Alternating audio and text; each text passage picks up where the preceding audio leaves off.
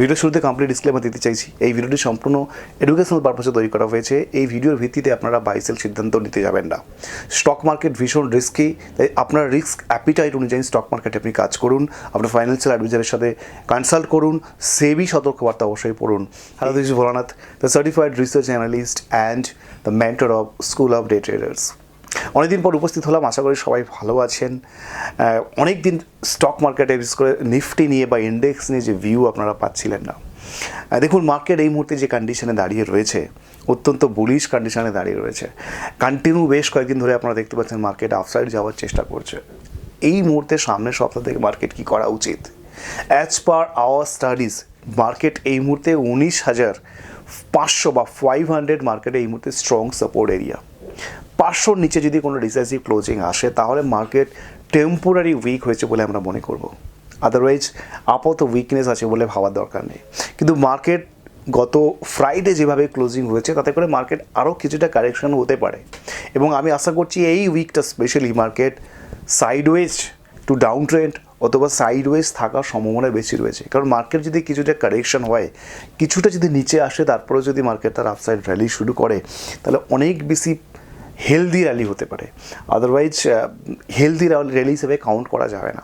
ওপরে কিন্তু 19,830 মার্কেটের রেজিস্ট্যান্স এরিয়া, এবং 19,830-এর ওপরে যদি মার্কেট ডিসেসিভ ক্লোজিং দেয় তাহলে স্ট্রেট ওয়েতে 20,100 মার্কেট দেখানো উচিত বলে আমার মনে হচ্ছে। দেখুন, আমি আবারও বলছি, এগুলো as per our studies, educational পারপাসে বলছি। আপনি এই ভিডিওর ভিত্তিতে কোনোভাবে সিদ্ধান্ত গ্রহণ করতে যাবেন না।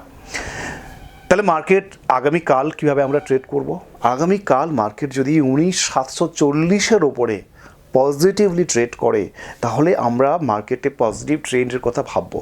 কিন্তু যদি মার্কেট 19,740-এর নিচে ট্রেড করতে শুরু করে, আপাতত আমাদেরকে বুলিশ ট্রেড থেকে দূরে থাকতে হবে। তার কারণ as per our understanding market এই মুহূর্তে সাইডওয়েজ থাকা উচিত বা কিছুটা ডাউন ট্রেন্ডে থাকা উচিত অ্যাটলিস্ট 8 দিন 10 দিনের জন্য। তো সেই হিসাবে আমি বলছি। আদারওয়াইজ মার্কেট যদি আমি সমস্ত প্যারামিটার্স দেখি তাহলে কিন্তু সমস্ত প্যারামিটার্সে মার্কেট কিন্তু পজিটিভ রয়েছে, ভীষণভাবে বুলিশ, একটু নেগেটিভিটিস সাইন নেই। দেখুন, একটা কথা এই প্রসঙ্গে আমি বলে রাখি, মার্কেট যখন ভীষণভাবে ক্র্যাশ করছিল, আমরা যেখান থেকে ট্রানজিশন ফেজ আইডেন্টিফাই করেছিলাম, ওটাই কিন্তু মার্কেটের লাস্ট লো ছিল। তারপর থেকে কিন্তু মার্কেট এতটা উপরে উঠেছে, 19,800 এসেছে, মানে প্রায় 1,000 পয়েন্ট স্ট্রেট ওয়েতে রিকভারি নিয়েছে, বা ভিসেভ রিকভারি যেটাকে আমরা বলি। ওই সময় একটা কথা আমি বলেছিলাম যে ইনভেস্টমেন্ট আমরা যারা করছি তাদের আমাদের চিন্তা করা উচিত নয়। কারণ ইনভেস্টমেন্ট না, ট্রেডিংয়ের সাথে বিশেষ কোনো সম্পর্ক নেই। যারা লং টাইম ইনভেস্ট করেন বা কিছুটা শর্ট টাইম, আমি যদি 6 মান্থস 8 মান্থস বা 1 ইয়ার আমি যদি ধরি, যারা ইনভেস্ট করেন তাদের এই যে day to day trading moves, এগুলোতে ভয় পাওয়া উচিত নয়। কারণ এর সাথে একটা কোম্পানির ফাইন্যান্সিয়াল খারাপ হয়ে যাওয়ার কোনো সম্পর্ক নেই। সেই জন্য শর্ট টার্ম যে মুভসগুলো হয়, এগুলো আমাদের কাছে সবসময় যেন ইনভেস্টিং অপরচুনিটি। যদি মার্কেট প্যানিক সিচুয়েশান তৈরি করে, যখনই মার্কেট মানে কেউ আর কিনতে চাইছে না, আরও ভেঙে যাবে, পড়ে যাবে, এখান থেকে নিচে অনেক দূর নিচে চলে যেতে পারে, এই সিচুয়েশান যখন তৈরি হবে, সর্বদা আমাদের কাছে বাইং অপরচুনিটি। এটা আমি বহুবার বলে এসেছি। এর পেছনে আপনার বিশেষ কোনো টেকনিক্যাল দেখার দরকার নেই, শুধু মাইন্ড রিডিং বা সাইকোলজি রিডিং করাটা অনেক বেশি প্রয়োজন। যখন মার্কেট কন্টিনিউ ডাউনফল হচ্ছিল, 19,000 যখন ভেঙে গেল, সেই সময় যদি আমরা টেকনিক্যালি মার্কেটকে দেখি, সমস্ত দিক থেকে টেকনিক্যালি কিন্তু মার্কেট স্ট্রাকচার কিন্তু মার্কেটের ভীষণভাবে উইক হয়ে গেছিলো। তাহলে ওই সময়গুলোতে ম্যাক্সিমাম ভারতবর্ষের ট্রেডাররা কিন্তু সেল সাইডে ছিলেন। তো that is the buying opportunity.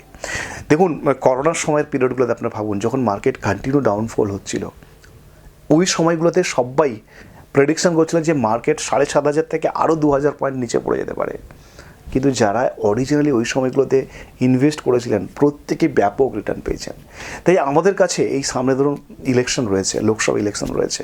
Lok Sabha ইলেকশনের আগে কোন দল ক্ষমতায় আসবে না আসবে, এটা একটা মার্কেটে একটা টেনশন বা প্যানিক সিচুয়েশান তৈরি হয়। যদি এরকম কোনো সিচুয়েশান তৈরি হয়ে থাকে, that is the buying opportunity. কিন্তু ভারতবর্ষের ইকোনমি এই মুহূর্তে এরকম খারাপ পজিশানে যায়নি যে স্টকগুলো হঠাৎ করে ব্যাপক পরিমাণ ডাউনে যেতে শুরু করবে। সেটা যদি হয় না, তাহলে স্টক মার্কেটে তার ইন্ডিকেশন অনেক আগে থেকেই থাকে যে ইকোনমিক্যাল কন্ডিশন আগামী এক বছরে ভারতবর্ষের খুব খারাপ হতে চলেছে। যদিও কিছু রেটিং এজেন্সি যারা রয়েছে তারা প্রেডিক্ট করছেন যে বর্তমান সরকার ভারতবর্ষে যারা রয়েছেন তারা যদি ক্ষমতায় না থাকেন তাহলে এখান থেকে বেশ পার্সেন্টেজ মার্কেট কারেকশন হতে পারে, প্রায় 5,000-6,000 পয়েন্ট মার্কেট কারেকশন হতে পারে, এটা রেটিং এজেন্সিরা প্রেডিকশন করছে। কিন্তু সেটা হলে মার্কেট অনেক আগে থেকে সেটার ইন্ডিকেশন দিয়ে দেবে চার্টে, এবং যদি সেরকম সিচুয়েশন হয়ে থাকে তাহলেও আমি বলবো ওই সমস্ত সিচুয়েশানে ইনভেস্টিংয়ের জন্য অত্যন্ত গুরুত্বপূর্ণ সময় বা ইনভেস্ট করা উচিত। তাই সর্বদা আমাদের ইনভেস্টমেন্ট মাইন্ডসেট যদি আমরা রাখি তাহলে এই টেম্পোরারি ফ্ল্যাকচুয়েশনে কিন্তু ভয় পেলে হবে না। আর যাই হোক, এইটুকুই বলার ছিল। যদি কালকে আপনারা ট্রেড করতে চান নিফটিতে, তাহলে নিফটিতে আমি যে ভিউগুলো দিলাম পার্টিকুলার এটাই মনে রাখার চেষ্টা করুন। 19,500 মার্কেটের এই মুহূর্তে সাপোর্ট এরিয়া, 19,830 মার্কেটের রেজিস্ট্যান্স এরিয়া, আর 19,740 আমি যে বললাম এটা নিউট্রাল পয়েন্ট আপনারা ধরে রাখুন। মানে এর ওপরে যদি মার্কেট সাস্টেন করে তো আমরা মোটামুটি চিন্তা ভাবনা করবো যে মার্কেট আপসাইড যাওয়ার চেষ্টা করছে, আদারওয়াইজ মার্কেট সাইডওয়েজ থাকতে পারে বা কিছুটা ডাউন সাইড এসে ওপরে যেতে পারে। এটুকুই বলার ছিল। আর আশা করি আপনারা ভালোভাবে ট্রেড করছেন, প্রফিটেবল হচ্ছেন। সবাই ভালো থাকুন, ধন্যবাদ।